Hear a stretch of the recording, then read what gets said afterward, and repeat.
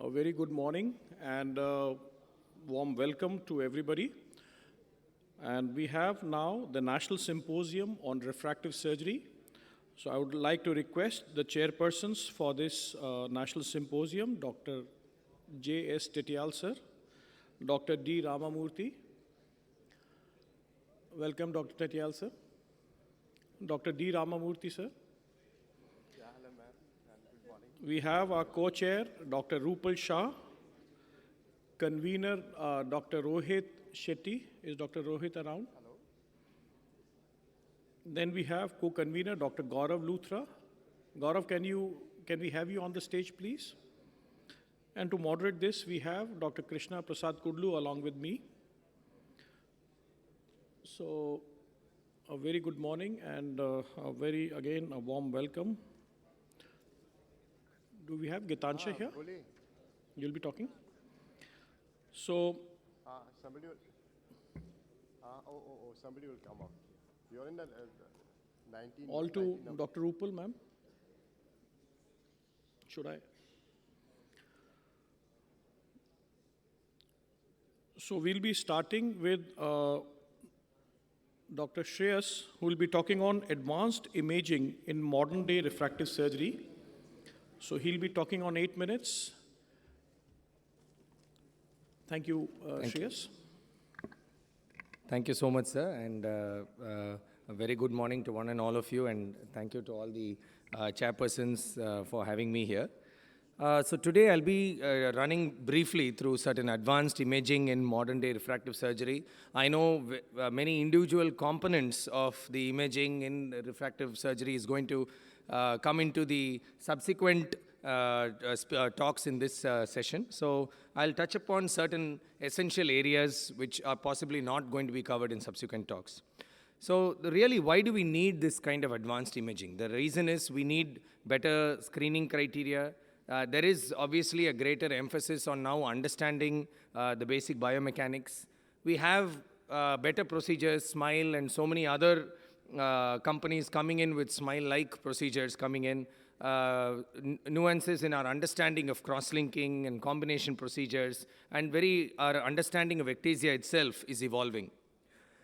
Earlier, a big step was made with placido disc and scanning slit corneal topography, where it really started giving us a good idea, gave us the need to start looking into the posterior float.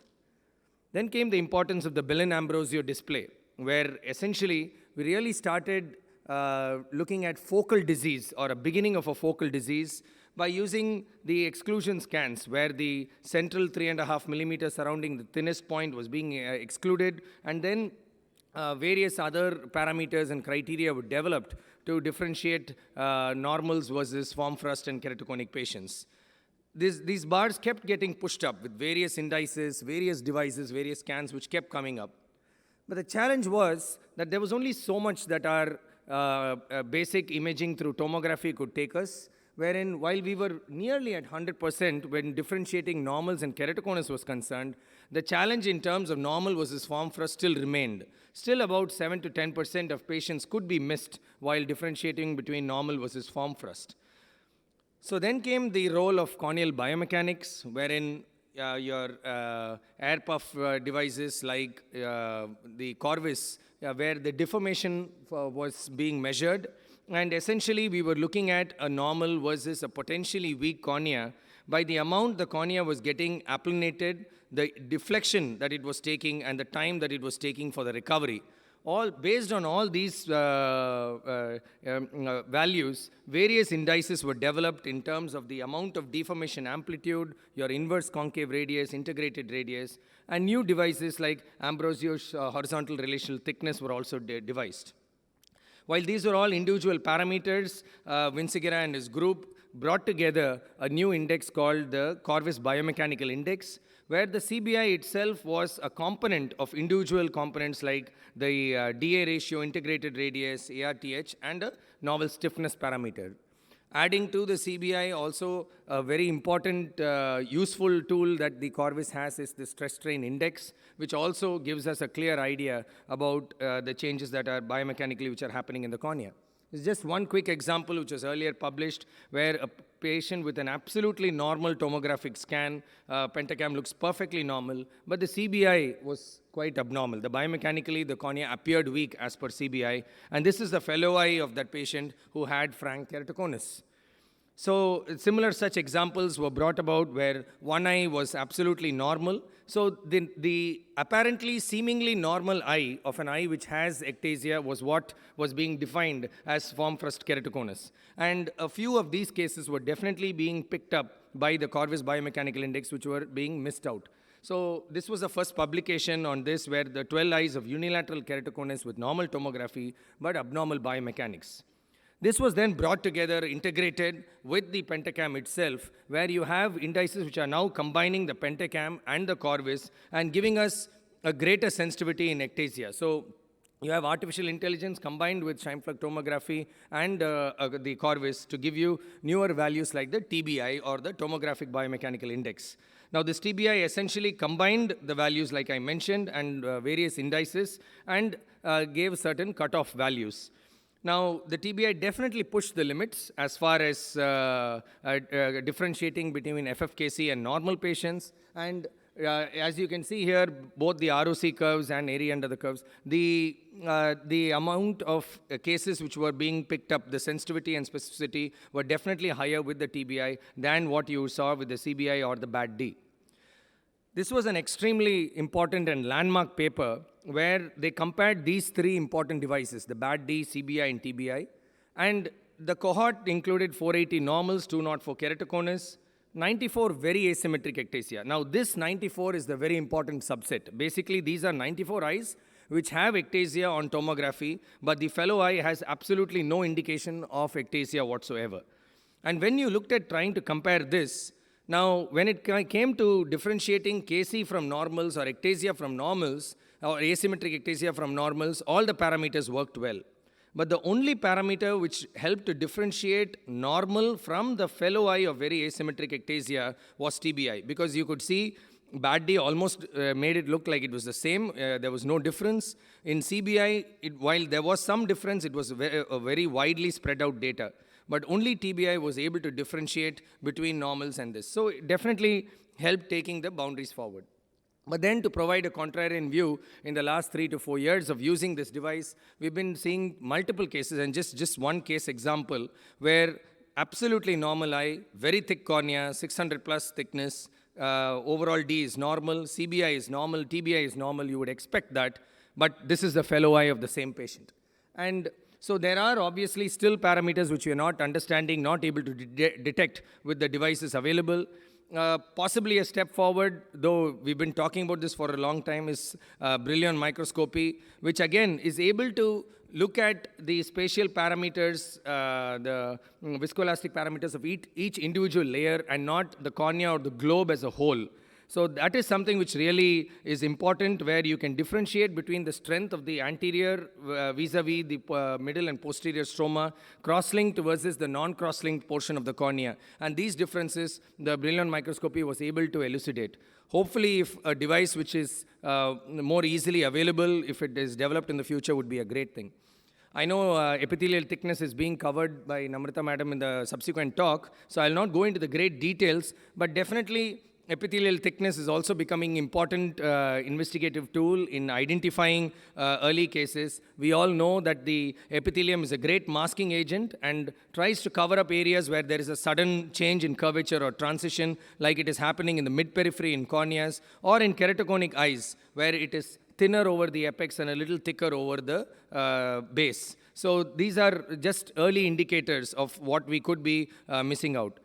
For taking a step further, our integration of OCT with topography devices, where and the example of an MS39, where you are able to image not just at the epithelial level, but also at the stromal level, looking at the stromal thickness and stromal pachymetry patterns. And definitely the way forward, because of the masking ability of the epithelium, looking at elevation itself at the level of stroma would give us additional information. Just to conclude, Bowman layer thickness mapping using SD-OCT has also been found to be useful, although not easily available at this level of high resolution, where the early disintegration of the Bowman layer and thinning, which are early signs of keratoconus, can be detected. So a plethora of new investigations are available. Given the time available, it's difficult to go into the depth of each of them, but definitely the way forward, early diagnosis and timely and appropriate interventions are possible. Thank you so much for your kind attention. Thank you, Dr. Shreyas. It was really a nice compilation of all the investigations possible. If I can ask you a question, not everybody can have everything, of course, so can you name one investigation that must be there in a refractive surgery armamentarium for you to give reasonable decision about the refractive surgery? I mean, at this point of time, you would have to have a good tomographic device, either like a Pentacam or MS39, if only if it was a little cheaper. But yes, I mean, any good tomographic device would be the basic requirement. Even if you are not able to measure biomechanics and all those things, because they are still very much in the evolving stages, there is a lot of sensitivity issues in each of these individual parameters. So a good tomographic device like a Pentacam would be the most useful or basic prerequisite.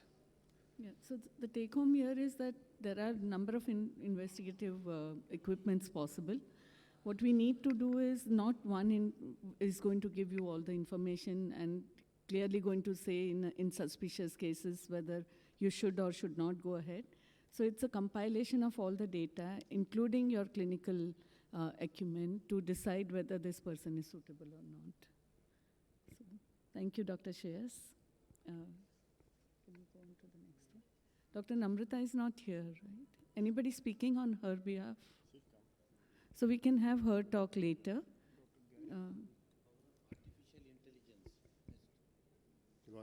Next talk is by Dr. Gairi Kundu. He will be talking about power of artificial intelligence.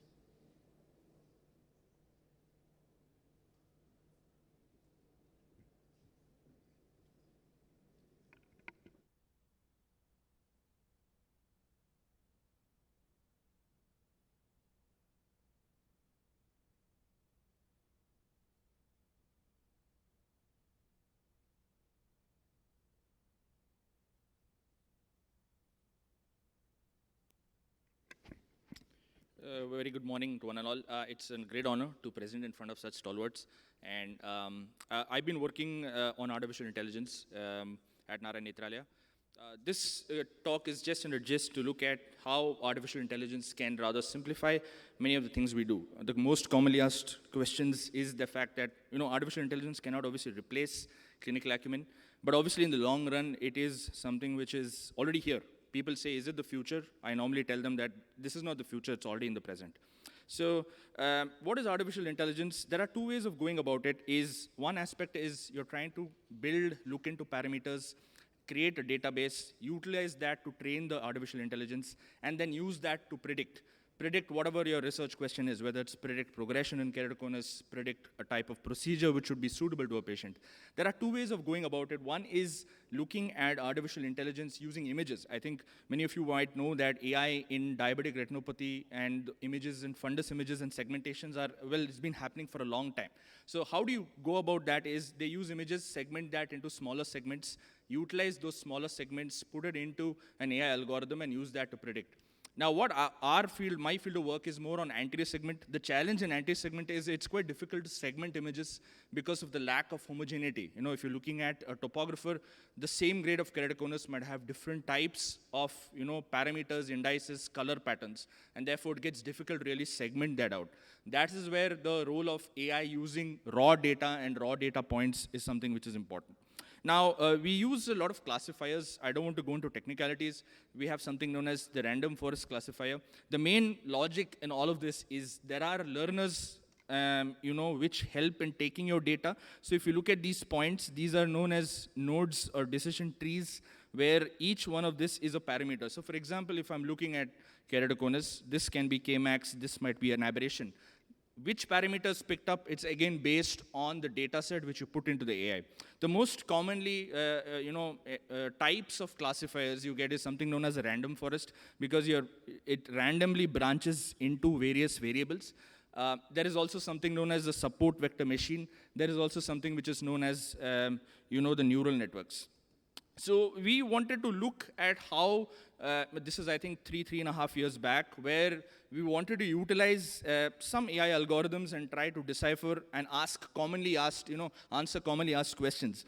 The challenge obviously lies in building a database, and that is why it is quite painstaking. The first AI project took about 3.5 years. The basic fundamentals still remain the same. You're dividing it into a training and a testing data set. You're using a suitable model, and then utilizing that model you're trying to predict, right? So this is one of the softwares we use. This is known as an orange, where if you see, it's kind of easy to get used to once you start doing it. There is a file, there are various classifiers. It's about using permutation combinations of the data set. So running the AI is actually the 5% of the job. Building the database to be put into the AI model is something which is quite challenging. So a little bit on the journey on what parameters, how we looked at AI in various aspects of whether it is ocular surface, whether it is refractive surgery, whether it is keratoconus, is what I'll be speaking on. So this is the first project we had. You might have heard me speak on this, where we are using AI to predict progression in keratoconus. This was a challenge, considering the fact that there are multiple time points. So what we did is took out images, converted the images into raw data points, which included both curvature, pachymetry, aberration derived, and we utilized that into building an AI model. And in fact, it was quite accurate in trying to predict, okay, which of these patients will actually progress. Now, the challenge obviously lies in is the spatial or the time-dependent variables. Now, a patient might progress based on images, but when will the patient progress? That is something which we still haven't really overcome, and we should be doing that in the future. Now, what is also important to understand is that though these models are accurate, majority of these models are actually based on imaging and raw data points.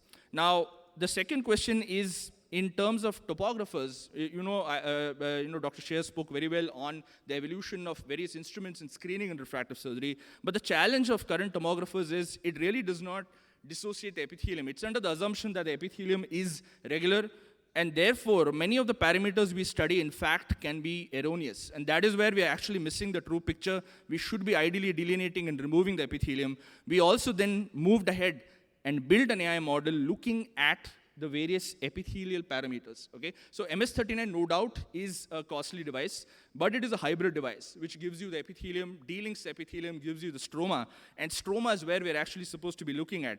And interestingly, many of the parameters which helped in distinguishing whether it is normals, the very asymmetric eyes, so the form frustae, early ectasias, and the clear-cut keratoconus was in fact Bowman's or the stromal-derived parameters, and that are kind of validated our point that stromal mapping is something which is here to stay, and that is in fact where we're supposed to be looking at. Epithelium can be a masquerader, can be a confounder, and that is something which is important to remember.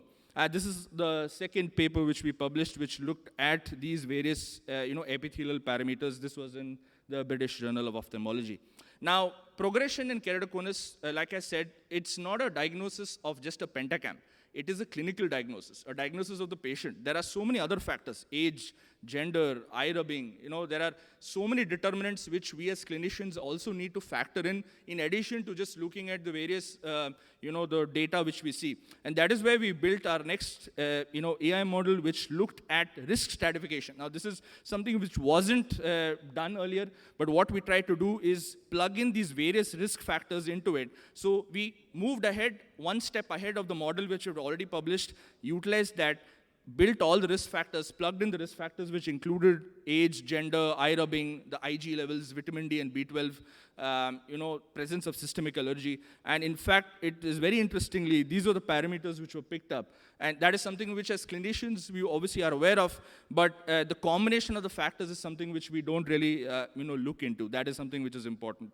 Now, I also wanted to go a little bit into eye pain. Now, dry eyes, no doubt, is the most common cause of patients presenting with eye pain.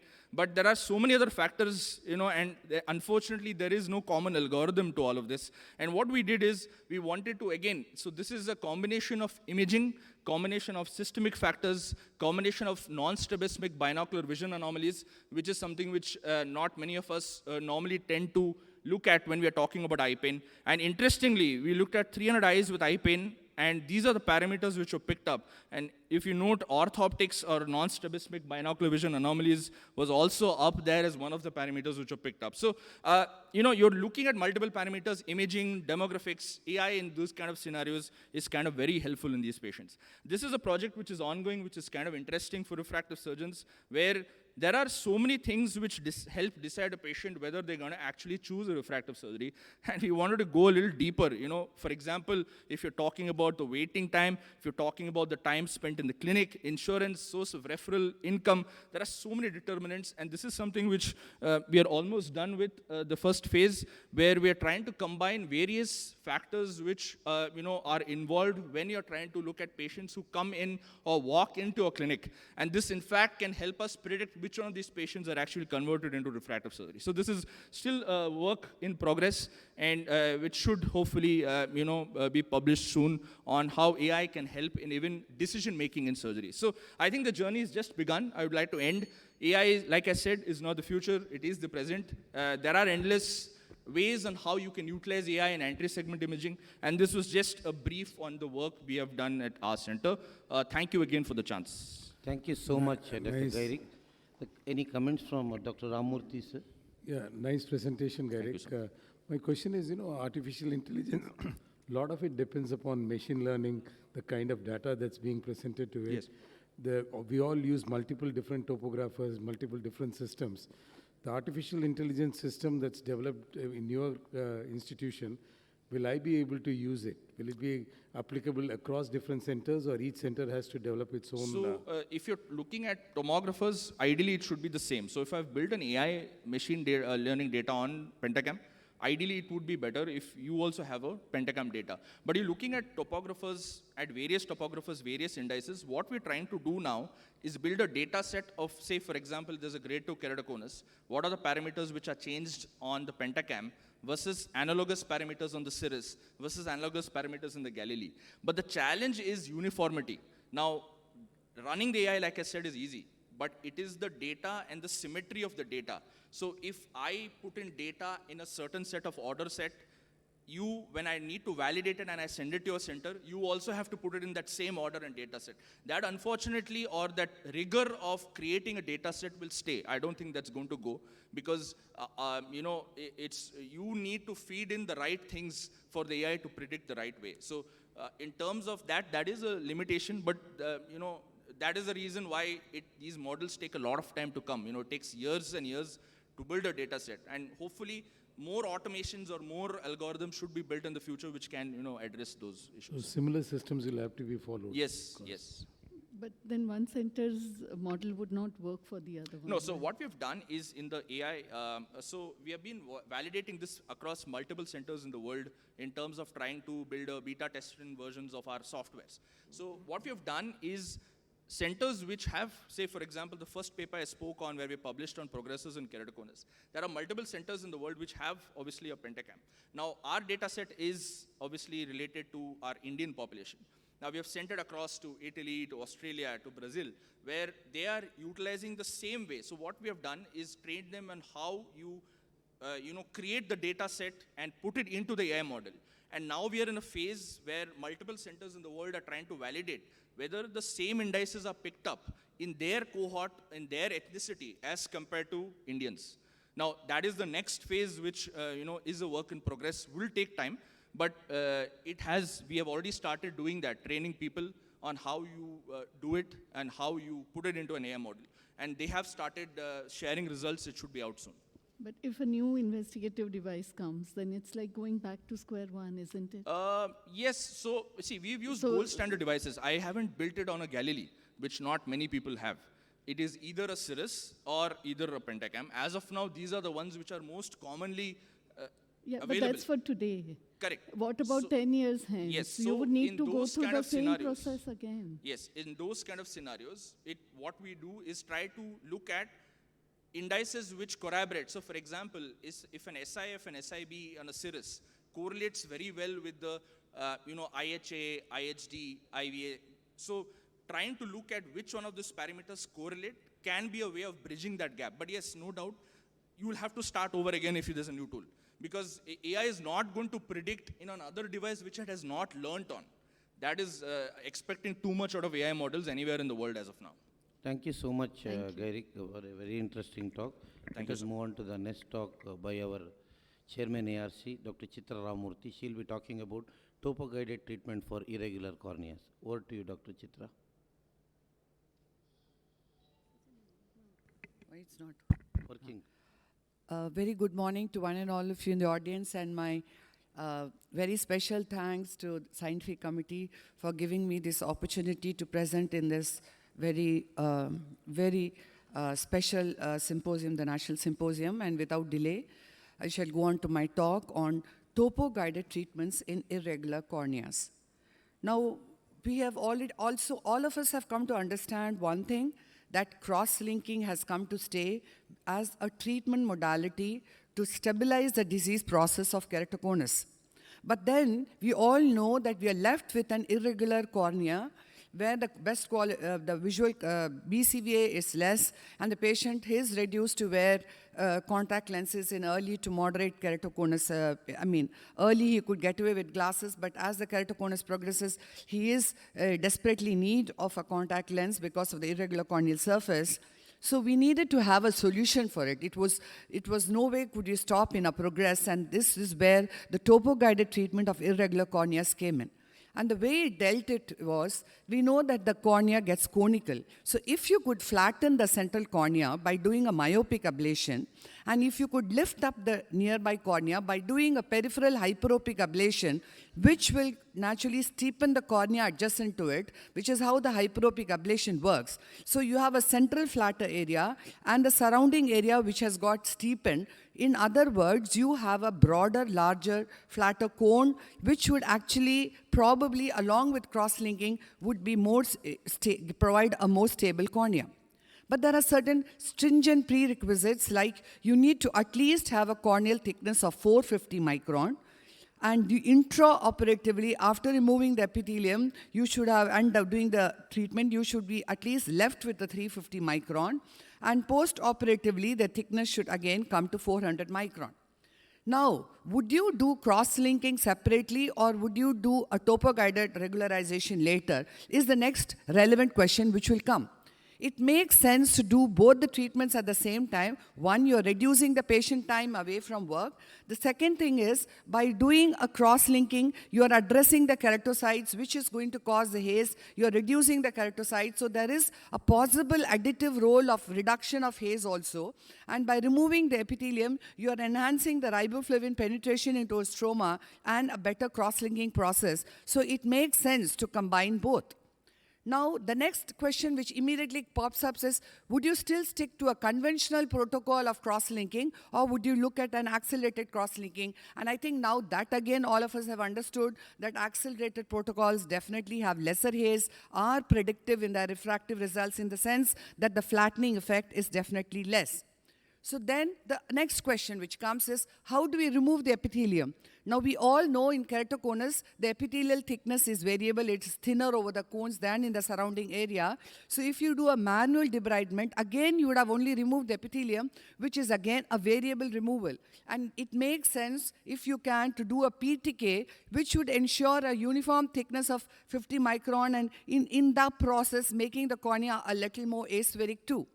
The optic zone, when you're planning your treatment, normally we all now generally use an optic zone of 6 millimeters only, but in keratoconus alone, you can transgress and go up to 5.5 millimeters for the simple reason we all know logically that when you decrease the optic zone, you can guzzle up a little more tissue. And we have a requirement of not removing more than 50-60 micron when you do a surface regularization.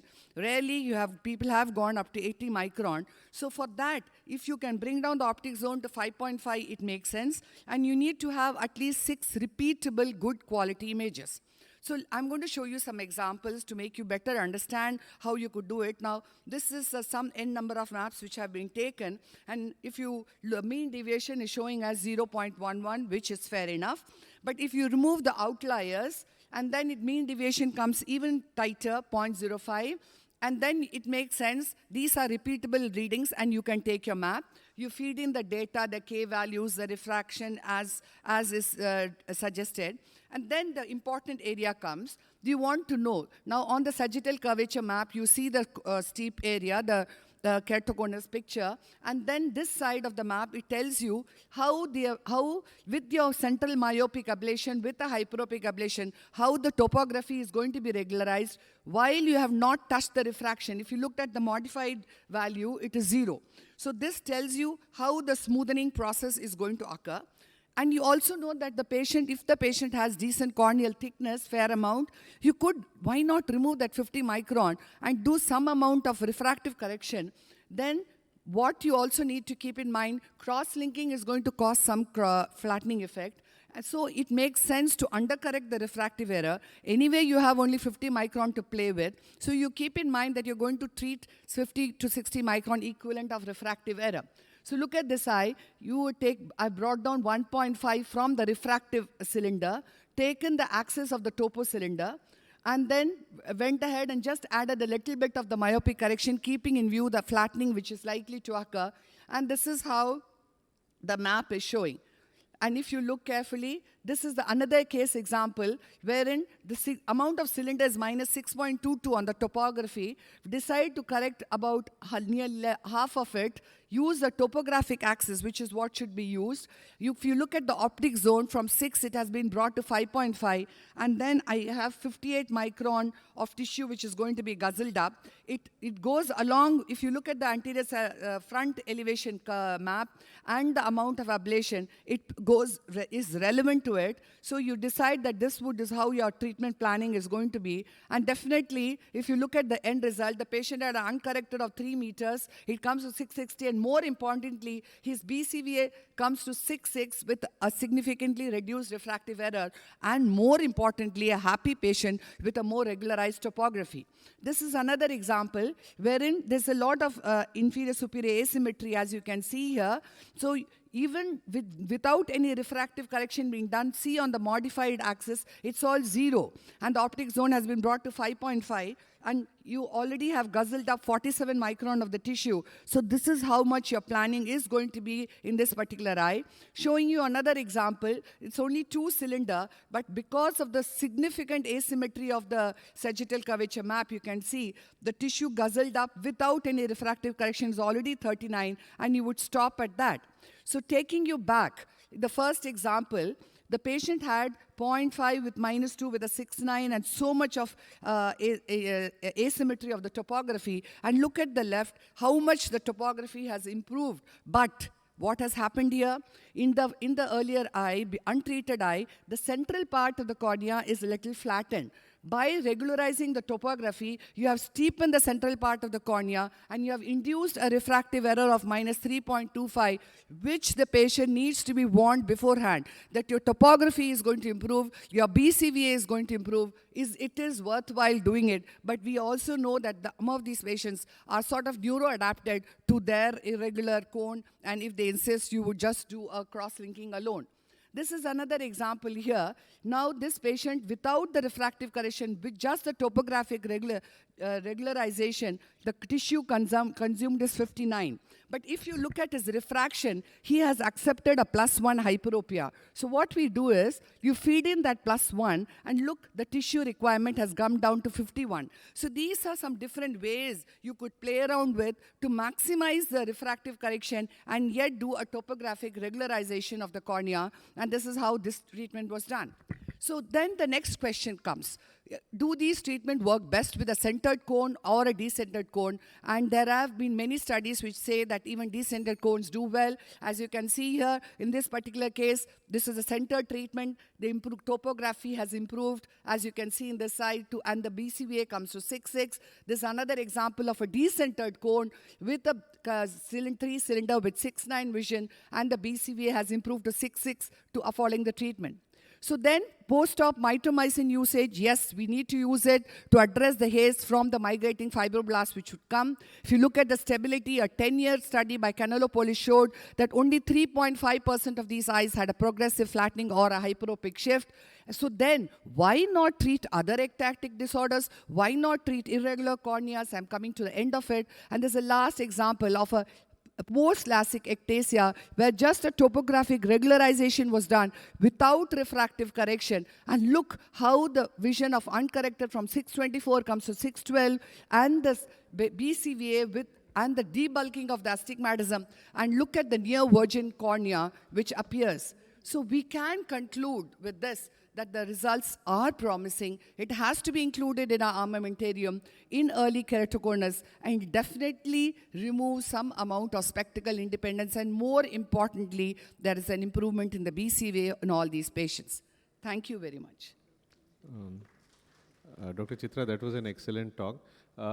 Two quick questions, because then we'll go on to the next one. One is that, have you encountered haze in any of your topo-guided CXL patients over a period of time? And number two, have you noticed that initial results may be excellent and then over 6 months to 1 year they tend to change a little bit in some patients? No, not significantly. And you haven't They are all encountered any stable. haze? We encountered very severe haze in one of our patients where we had done a topo-guided CXL. Ablation was just 50 at the most, but came back at 6 months. I mean, we do a lot of PRK and we don't see haze, but here we notice. I don't know if anybody else has had that experience. No, we've not had Maybe a it's a similar one-off experience. case. The only thing is some of them having a myopic shift, which is what I tried to show you all in that example, that you need to pre-warn some of these patients. The other relevant question is, if at all, is would you consider doing a topo-guided treatment in a pediatric age group? The patient comes with a refractive error. Maybe I am not so conservative. I would say, why not do it? After all, you're removing 50 microns, and that's the only opening you have to regularize the topography, and instead of just doing a cross-linking alone. I think that will be a gray area, but no doubt that this modality is amazing, and we've been also enjoying it, and I'm sure everybody else is using it and enjoying the benefits. It is quite tremendous. So I think if no Thank you questions... so much. Thank you, thank you. Thank you so much, Dr. Chitra, for a wonderful talk. Let us go to a very interesting talk by none other than our General Secretary, Dr. Namrata Sharma, Professor, RP Center. She'll be talking about epithelial maps and refractive surgery. Over to Dr. Namrata. Thank you, Dr. K.P. Kudlu and Dr. Sonu Goyal, for making me a part of this national symposium. I think I'm going to be talking about a very important topic, epithelial maps and refractive surgery, which have actually become more important in the recent times. Now, if you look at the normal central epithelial thickness, it is about 50 to 60 microns, and the epithelium tends to be thicker inferiorly rather than superiorly because of blinking and friction of the upper lid, and nasally then temporally because of the blinking effect and the fact that the lateral canthus is located higher than the medial canthus. Now, this accounts for about 1.03 diopters power of the eye in the central 2 mm zone and 0.85 diopters at the 3.6 millimeter zone.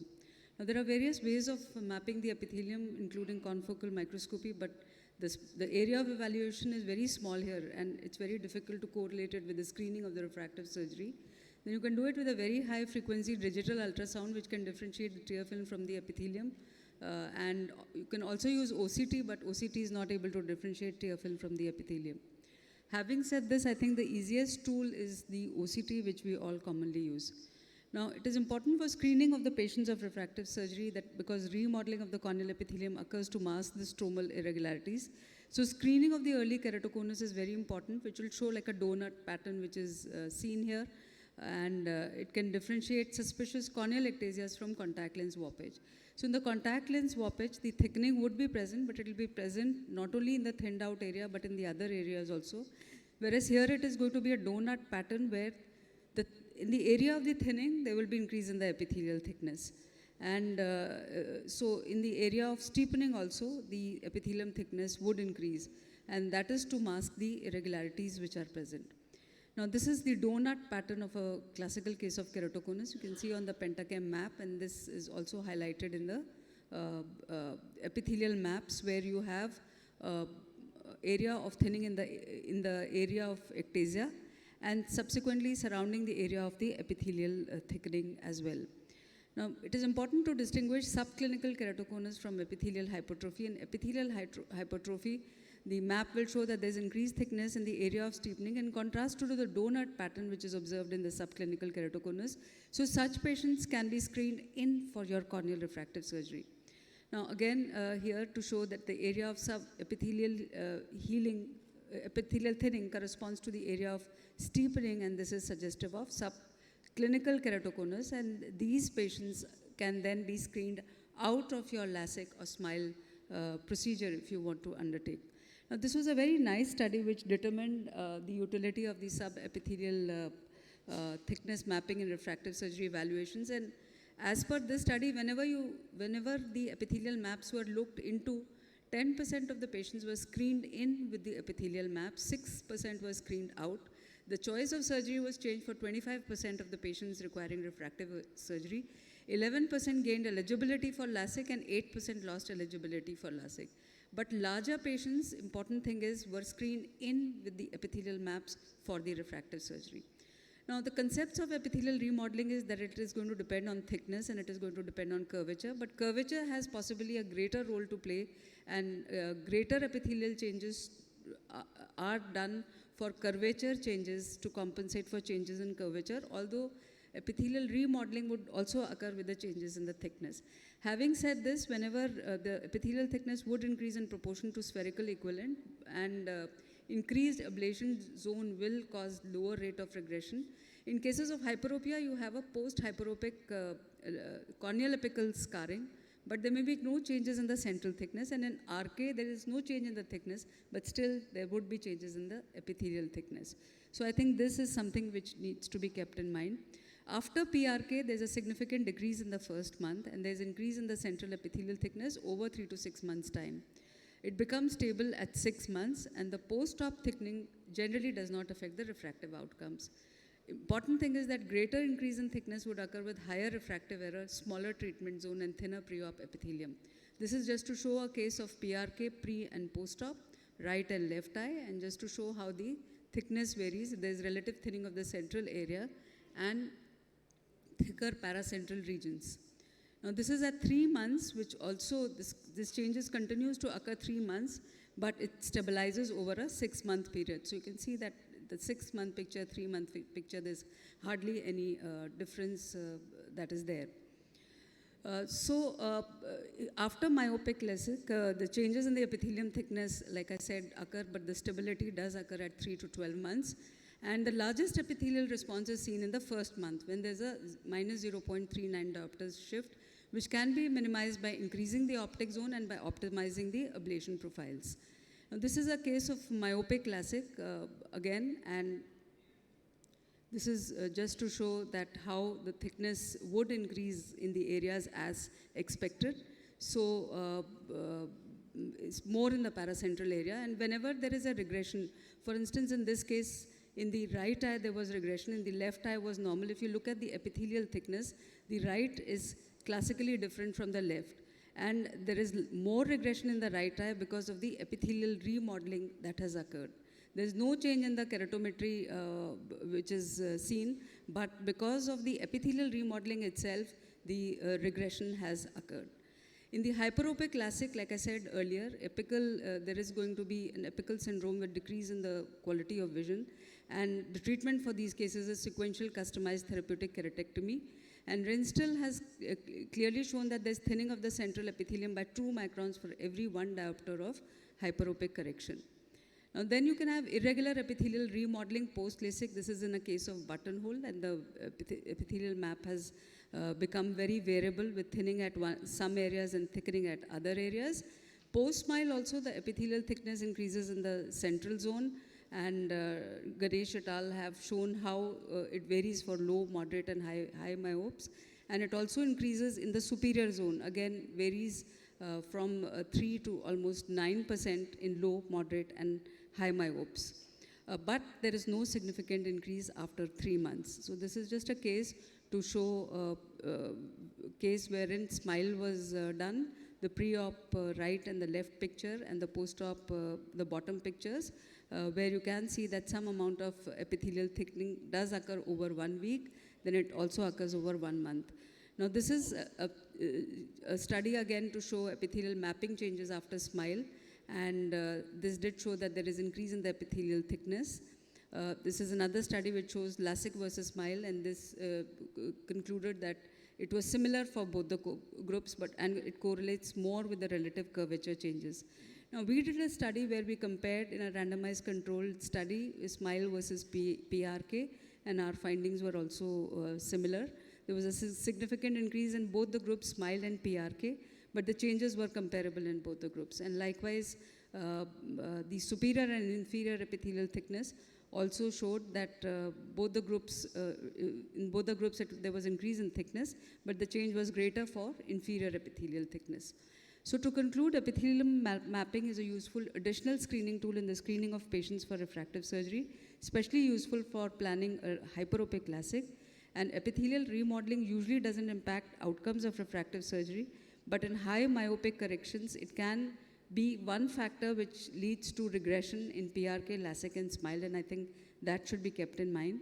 And larger ablation zones can reduce the increase in epithelial thickening post-operatively, and in high cylindrical errors, epithelium remodeling can leave residual astigmatism in cases of SMILE, so one has to plan that with caution, especially when you're doing relatively higher cylinders, although SMILE doesn't allow you to do very high cylinders, but relatively the cylinders that it allows you to do for a SMILE procedure.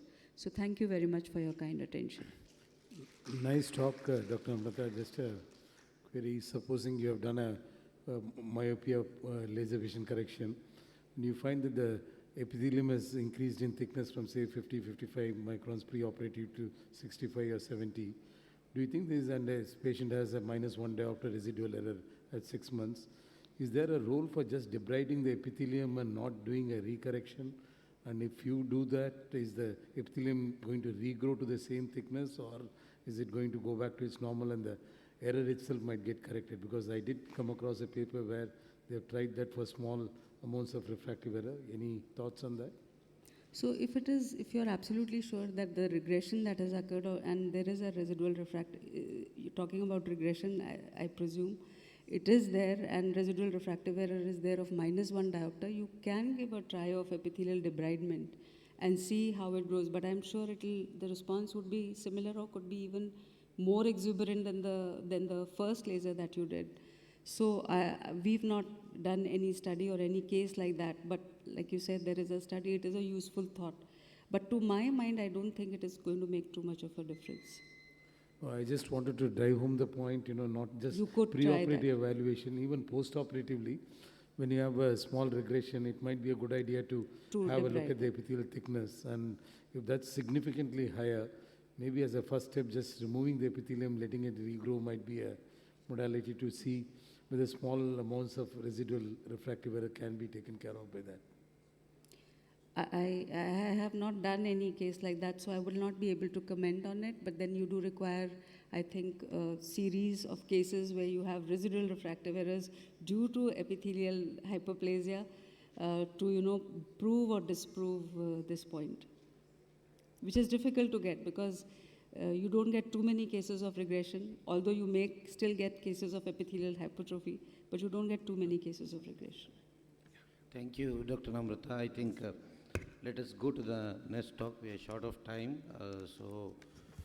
Dr. Sneha Sengupta will be talking about understanding the new aberration concept. So, a very good morning to everyone. Today, we are in the era of supranormal vision, where vision beyond 20/20 is what everyone desires. And this can be achieved through a wavefront technology, along with the understanding of ocular aberrations, which is basically the optical imperfections within the eye.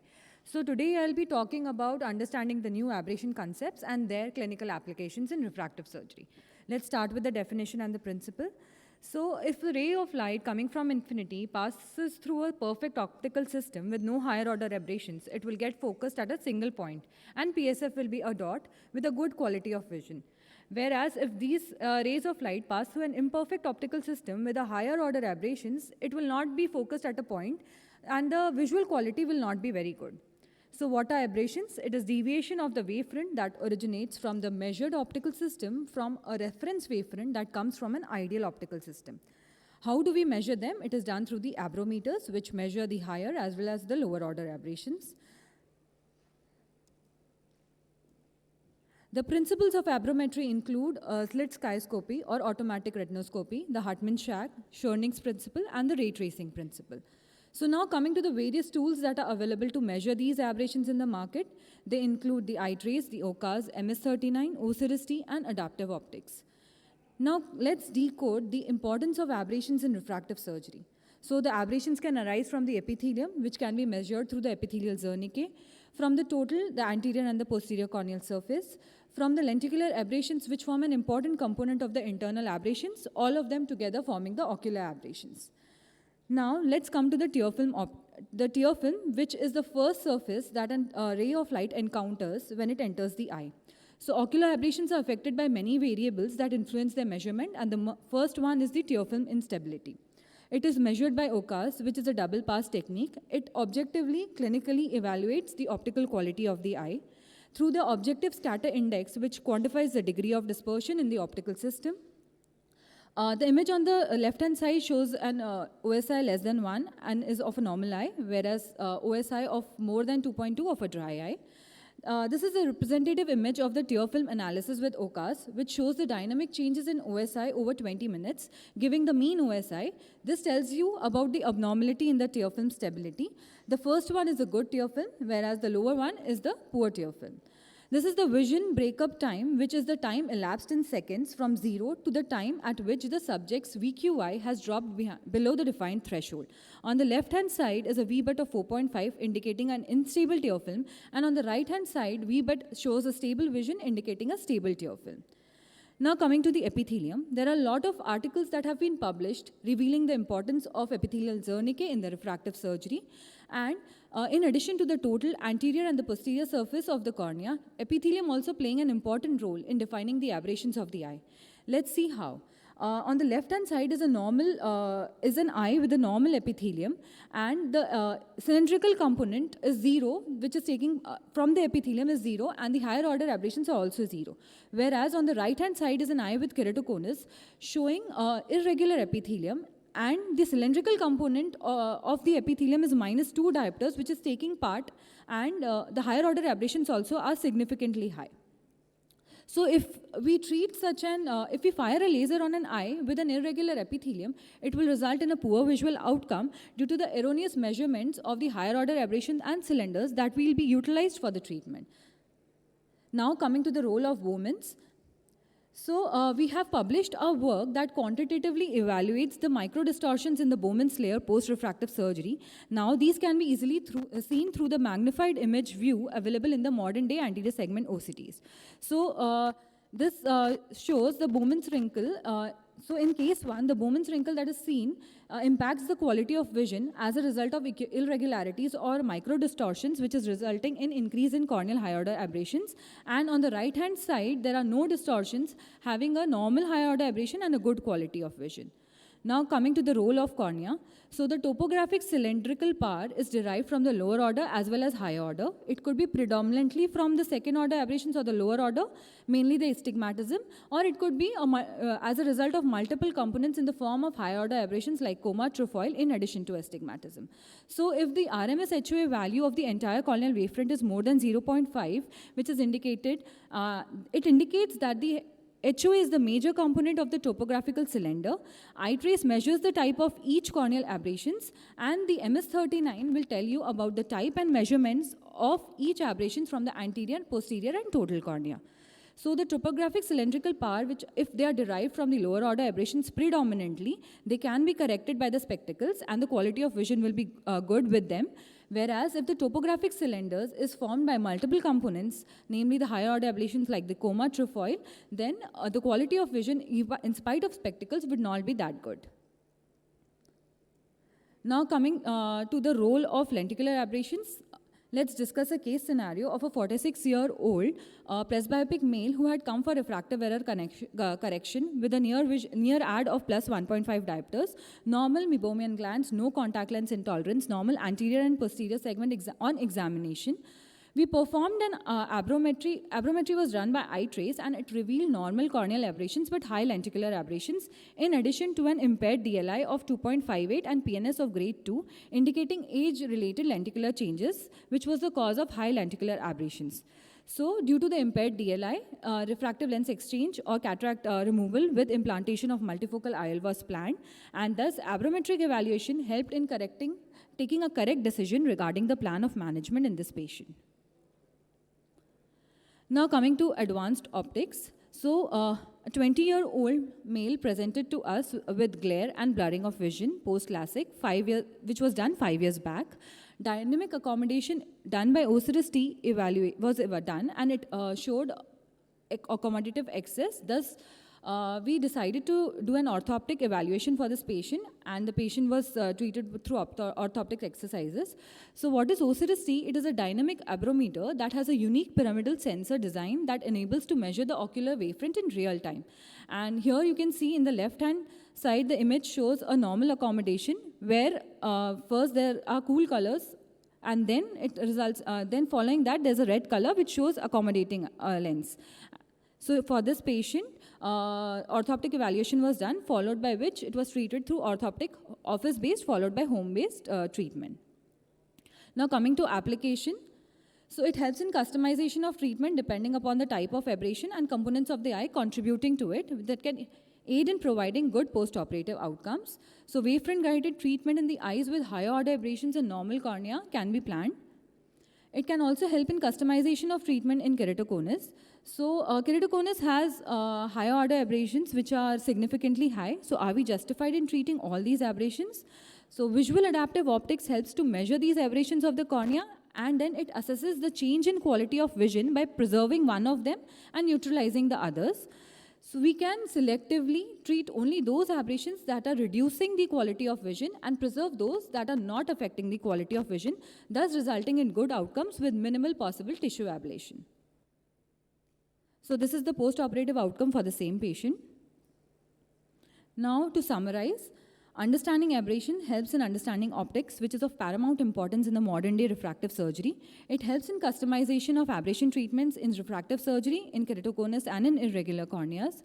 It helps in predicting post-operative outcomes and quality of life. It also helps in managing and counseling and treatment of unhappy patients. Thank you for patiently listening. Thank you so much. I think let us, we'll go to the next talk. By Dr. Vishal Kenya. He'll be talking about biomechanics and refractive surgery. Over to Dr. Vishal. Yeah.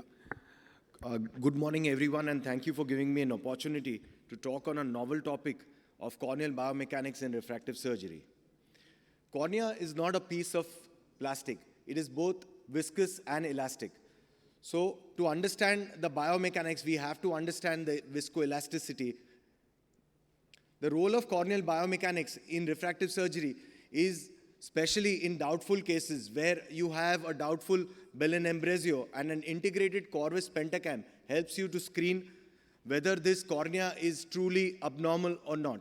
Cornea which is biomechanically strong is suitable for refractive surgery, and as biomechanical changes precede topographic changes, you may have an absolutely normal pentacam, but still the biomechanics can be faltered and you may be caught on the wrong foot.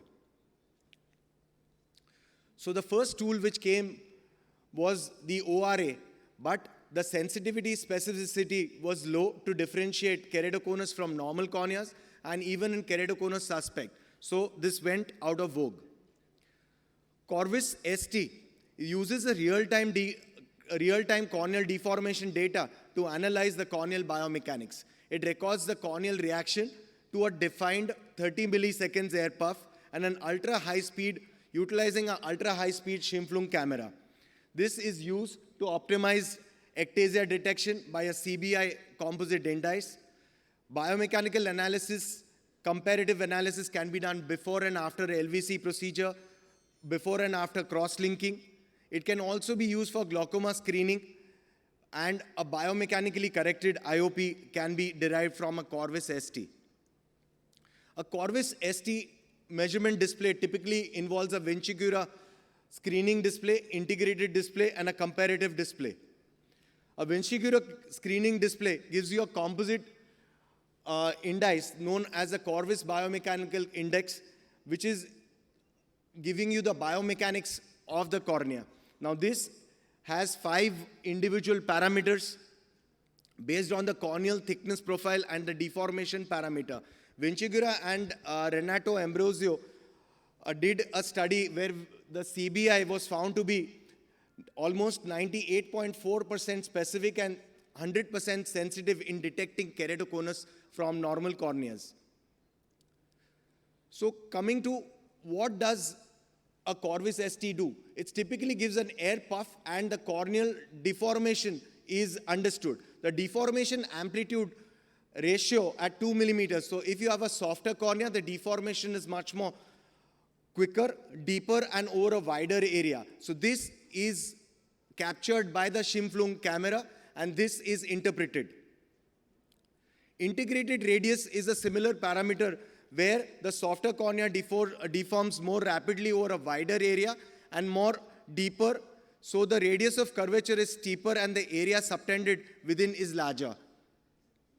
Stiffness parameter SPA1 is the most sensitive and specific individual parameter to differentiate normal from the keratoconic corneas. The CBI LVC, this was an index developed to differentiate between normal, keratoconic, and post-LVC ectasias. So if you have an ectasia post-Lasik or any other LVC procedure, you can, from the CBI LVC, say for sure whether there is ectasia or not. So we did a small study, a Corvus biomechanical index 2 versus the degree of myopia. We did not find any association with the spherical equivalent. Co et al. Did a study where the Corvus biomechanical index and severity of the keratoconus was seen. A strong association was seen between ARC and PRC. The most important composite index is the TBI, the Tomographic Biomechanical Index. Now this already incorporates artificial intelligence. It uses a random forest classifier, and it helps us to distinguish subclinical keratoconus, and normal corneas. This is the most important index of the whole display. And if you see, compare it with the other index, this is the best. It is almost 99.6% more specific and sensitive compared to the bad D and the CBI. Now, the refractive surgical approach, if we divide it into 4 groups, if the normal tomography or biomechanics is there is no question you can do any refractive error. If the tomography and biomechanics are abnormal, so you don't do anything. So this scenario is pretty straight and clear. The scenario where the tomography is normal and the biomechanics are borderline, this is when you are in a dilemma, what to do. The biomechanics are borderline, whether to do a surface procedure, whether to do a lens blaze, phakic IOL, or to just observe the patient. So in such cases, we dwell more in detail. Either you can see the SPA1 parameters, or I had a chance to use the AIOC2022 from Narayan Nethralaya group, and that would definitely throw in more insights in such borderline cases where it can give you a simulation post-surgery how the corneal stiffness is. If the tomography is abnormal and the biomechanics is normal, then most probably you should check the epithelial map or the quality of the scan, angle, kappa, etc. So in such cases, I would go ahead and do it or treat whatever the other causes, like an epithelial cause, we will have to treat the epithelial cause. So generally, I use the TBI as the guiding tool for deciding what kind of refractive surgery to do. The SSI, or the stress strain index, is an index which relates to the intrinsic material stiffness, and the normal value is 1. Softer cornea is less than 1, stiffer is more than 1. So stiffness is geometric plus intrinsic material stiffness. Here the SSI gives us the intrinsic material stiffness, which is independent of intraocular pressure and the corneal thickness. And it is basically used to compare pre and post procedures, the corneal stiffness. So again, we did a study, and it's under publication. The SSI was different in different grades of myopia. However, it was not significant. SSI was found to reduce with increase in myopia, and there was a negative association noted with the steep K. So this is the AIOC2022, which we had a chance to use uses the finite element simulation and artificial intelligence. It utilizes the data from the tomographer, Corvus, and the epithelial maps. And then a prediction tool, it gives you a simulation what the corneal stiffness would be and how it would be after the refractive surgery. So just to tell you, give you an example of one case. This is a 25-year-old male seeking refractive surgery. Here if you say the BAD-D is borderline, the CBI, TBI are abnormal. So in such a case, whether to do a phakic lens or a surface procedure, what would be the answer? The safest bet would be definitely if the space permits a phakic lens, but still if you want to do a surface procedure, how would you go about? So we did AccuSymex on this, and if you can see the preoperative corneal stiffness is around 67.97, and in the other eye 66.51. So this gives you a flow chart where it shows a low risk of ectasia after surgery. So in such a case, either you can do a lens-based procedure, a phakic lens, or you can do a surface procedure with an extra procedure, a smile extra or a PRK extra. So to conclude, corneal biomechanical matrices can be used as an adjunct to tomography in refractive surgery screening. Corvus ST provides an edge over the conventional screening for refractive surgery, and this might help to make a better decision. Thank you so much. Nice talk, Vishal. Just one query. Even in the example that you showed, there are some instances where the BAD-D is normal, the CBA is also normal. In your case, it was just in yellow, but the TBA is in far red. It was about 0.82. You did say that sometimes it's because of repeating the treatment, repeating the investigation, looking at angle kappa, etc. would help. Sometimes even those are normal. Such instances, it actually gets a little confusing because the two basic data which is supposed to give you the TBI, those are normal, but the TBI per se is abnormal.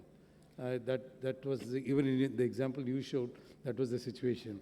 How do you deal with that? Sir, exactly. So dwelling more into the details of it, where it is a borderline biomechanics, like it's at 0.30 TBI, what next to do? So the question is that then you will require better tools like finite element modeling will help you to decide better. That is one. And if you don't have that, then you have to go in and see other biomechanical parameters, how they are behaving, and that would definitely help you. In such case scenario, if you're not very sure, either to wait or go in for an extra procedure or do a phakic IOL. I think we'll have to move on. Thanks a lot, Vishal, and that was a lovely talk. We have 3 talks to go, and so I'll request all the remaining 3 speakers to limit themselves to 6 minutes each, and I'll invite Dr. Kudlu, who's from the amazing, Udupi, and to speak on perfection, smile to perfection, and he's actually one of the pioneers of smile. Go ahead. Thank you, Dr. Gaurav. This is my not moving.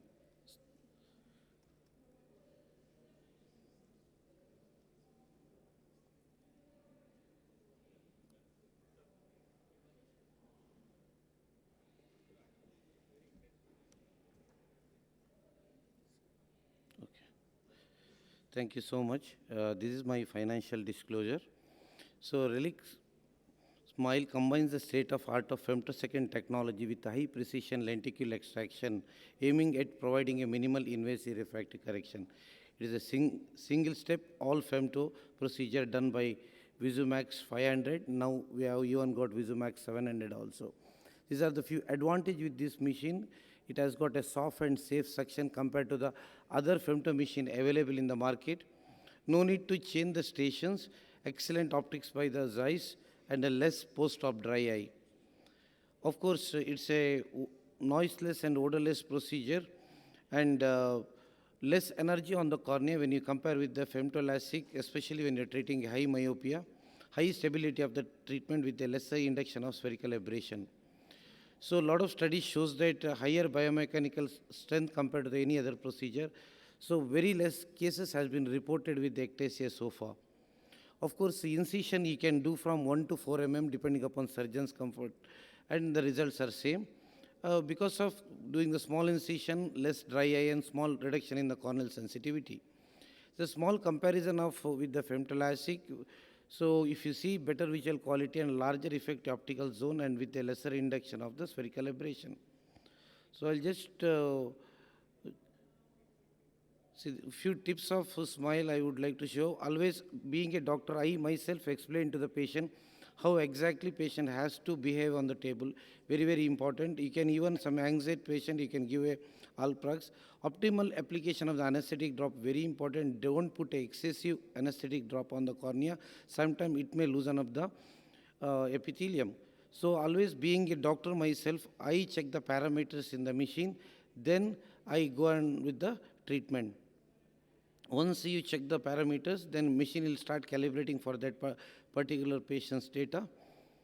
Then proper draping and application of the speculum, very, very important. Make sure that you'll have a clear access to the view. Otherwise, sometimes what will happen, eyelashes come on the way or some particle may come. And very important, adequate wash.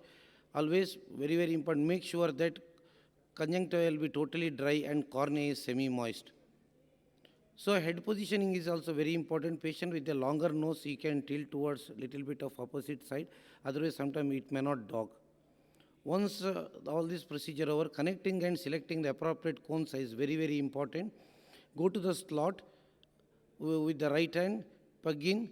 For right eye, you take the cone in the right hand, go to the machine slot and pick it, then it will start calibrating for that particular cone. So patients with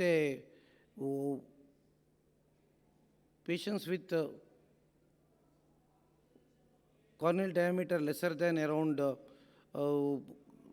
11, 12, I think you can go for a smaller size cone. If in that cases, only if you do 80 to 90% applanation is more than sufficient. Don't try to go for 100% applanation. Patient with a wide to weight more than 12 mm, always better to go for medium size cone. So coming to the femtolaser part, it starts with the lenticule cut. You can see easily, then with the side cut, then with the cap cut, then with the incision of, in this case, 4 mm. So identifying the layers is very, very important. First you identify the anterior layer or superior layer, keep it ready. Then you can make a very small opening for the posterior layer. Now turn the dissector, go in the anterior layer by a sort of a windshield wiper movement. Try to dissect first anterior layer clearly, then go to the posterior layer. And once your dissection over, always very important, either side you have to do it. Some people even follow this method with the help of a forceps. You can peel the lenticule from the cornea. This is up to the surgeon's confidence. So once this is done, I think you put it over the cornea and see for the integrity of the lenticule. Once if you see the integrity of the lenticule, then you are through. Then irrigating the interface depending upon the surgeon. So nowadays I stopped doing irrigating. So some of the few complications I would like to see, one of the complication is suction loss. So if you keep the conjunctiva very moist or some anxiety patient just before docking, suddenly fluid gush in and you may have the suction loss. So you need not have to panic whenever there is a suction loss. So always suction loss during the lenticle cut, you can convert into the femto-Lasik there itself if you are having excimer system. If you are having a suction loss in any other step, then go to the machine, follow the procedure, go to the side cut, cap cut, incision. That time, just reduce the by 0.5 mm, then you can straight away go with the treatment. So machine will do in the same plane, and you can complete with the treatment.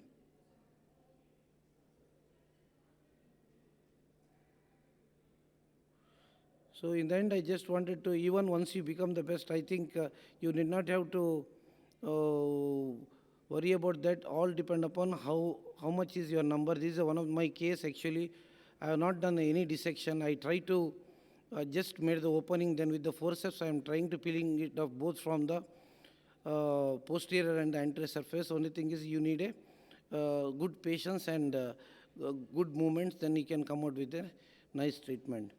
So I think we have to market like it is a bladeless procedure, flapless, all femtosecond procedure, FDA approved. Always you have to create a brand awareness about it is a superior technology available in your premium center. it always, smile has to be promoted as a new way to correct refractive error, not as a new concept. So communicate that it is not a new technique, but it is more of an accurate, predictable, and safer treatment.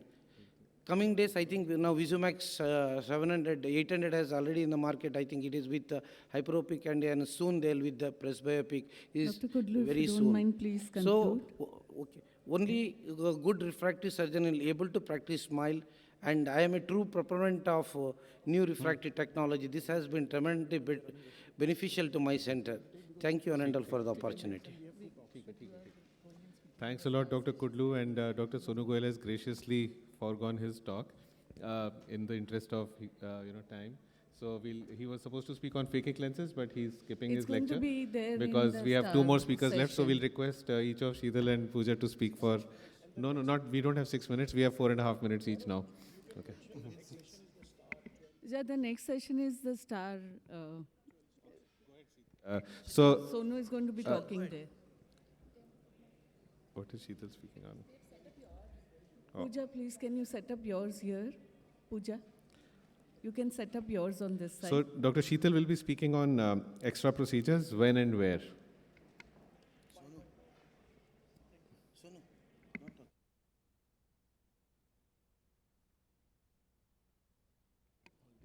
Hall D and 12 o'clock is the ICL session. So if anybody is interested, he can listen to him in that hall. And Dr. Ramamurthy. Good morning, respected chairpersons, dear friends. I'll be talking about Smile Extra, when and where. Let's see where we can use this procedure and what are its indications. So extra procedures are basically a special class of refractive surgeries wherein accelerated cross-linking can be combined with various corneal refractive procedures such as PRK, Lasik, as well as Smile. And these cases are generally reserved for those patients where the topographic indices or clinical history suggestive of corneas at risk for ectasia. But these procedures are not very popular amongst refractive surgeons. Why?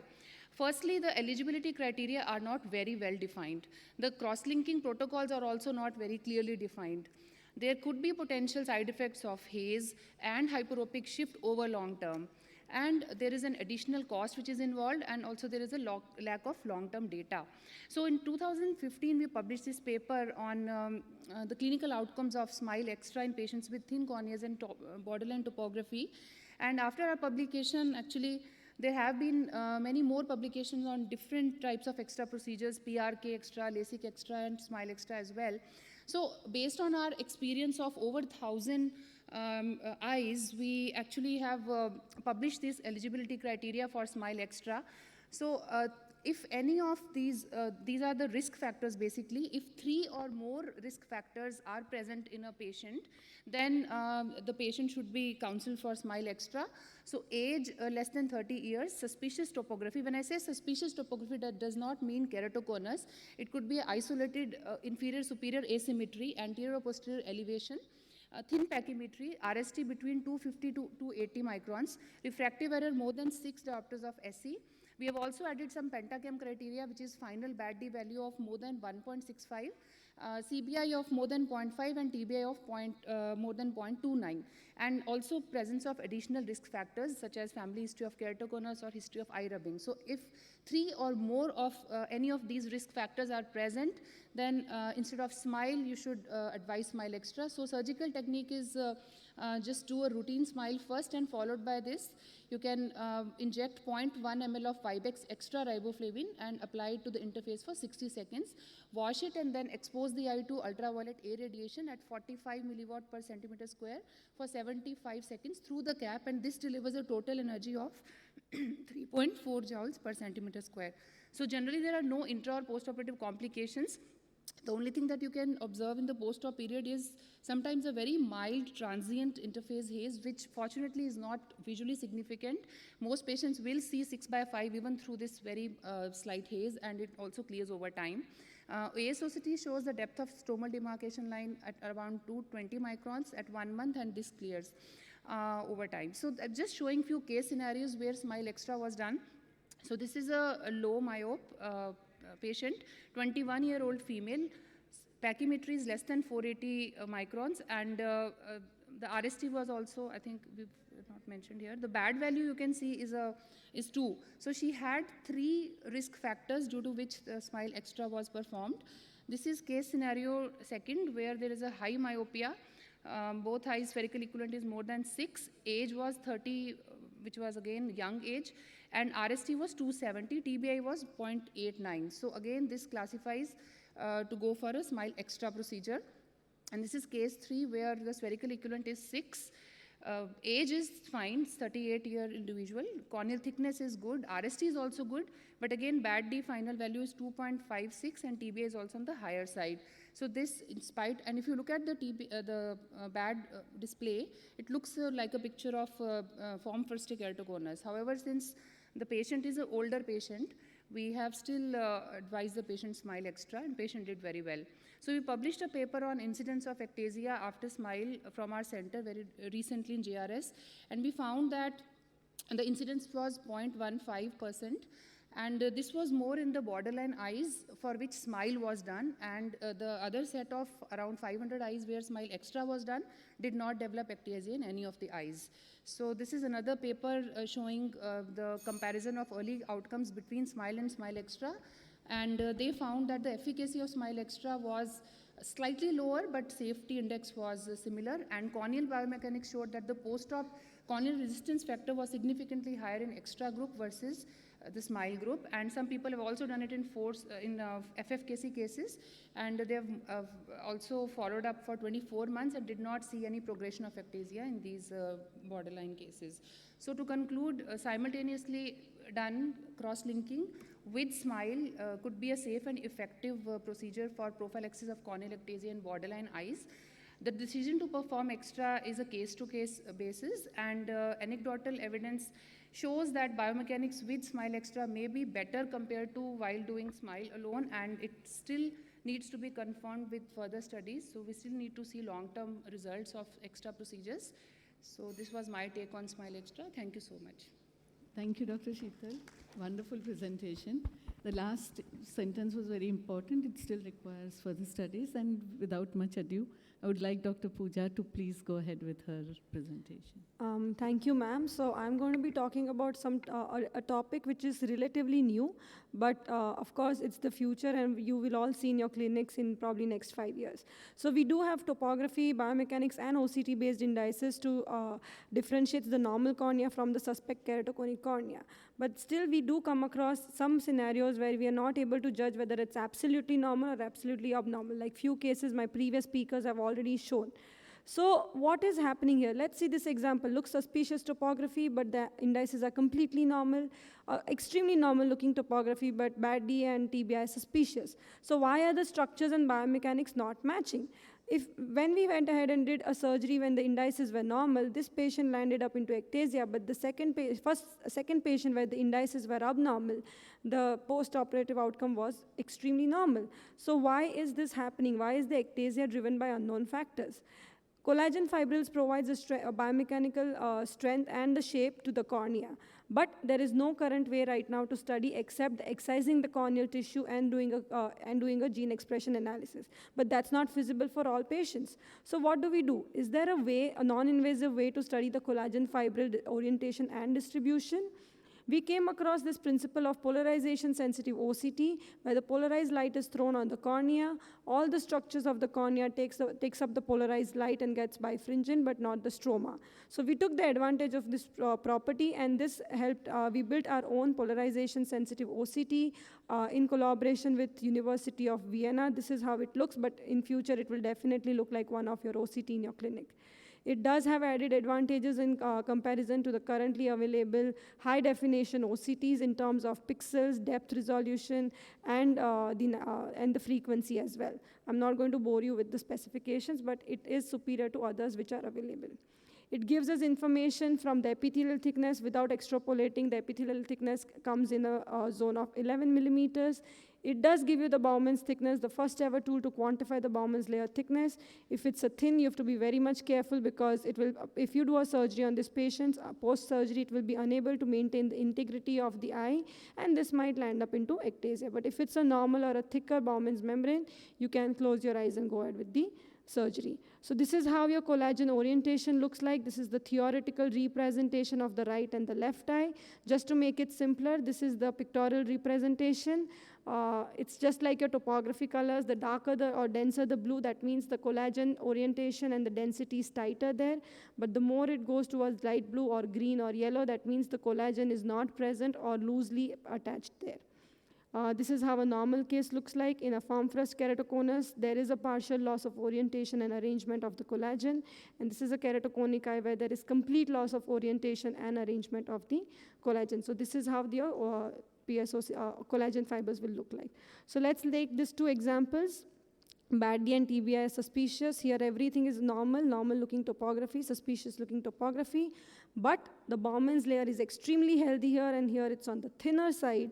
And if we do a collagen orientation, there is, even if it's normal looking with normal indices, there is a complete loss of orientation and arrangement of the collagen. But here in a suspicious looking topography, it's absolutely normal. So if we do a surgery, this patient might land up into favorable outcomes, but this will definitely lead into a unfavorable outcome.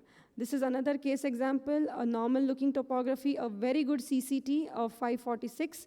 But if you see, we do not have an answer to this yet, but if you see the collagen is completely absent, and of course this is not a case where we would like to do a laser-based cornea surgery because there is always a fear to land up into ectasia. So we've just devised a simple nomogram. If everything is healthy, then we can go ahead and do a refractive surgery according to the surgeon's preference. But if the Bauman's membrane is thin, you do a smile extra or phakic IOL. If the collagen orientation is poor but a thick Bauman's membrane, again a PRK extra or phakic IOL. But if it's extremely abnormal, then you do a phakic IOL. Thank you. Very interesting, and you've evolved this thing so far. It's come out really good and looks really exciting. And I'm sure that once this can reach the hands of more surgeons, everybody is going to really enjoy it. So is there a chance that this will become commercially available? Absolutely. Since past 6 months, we are almost now collaborated with one of the leading topographer company, which is global, and they are very much interested to make it commercialized. So maybe in next 6 months. Are there any shortcomings to this? Is the reproducibility, the sensitivity, Ma'am, we've done a repeatability study and it's quite repeatable, so it shouldn't be a problem. And what we have done is we have correlated it with molecular markers also. So what we are seeing on pictures, is it really matching on the tissues? We have done that and it's quite And comparable. what about the sensitivity and specificity? It has a 98% sensitivity specificity. That's already published, ma'am. So it looks like this is going to be the future in investigation. Hopefully. Thank you so much. It was Thank a you, ma'am. wonderful Thank presentation. you. Thank you all. Thank you for giving me this. We've come to the end of this session. Thank you all the speakers and the audience for being such a wonderful one. Thank you.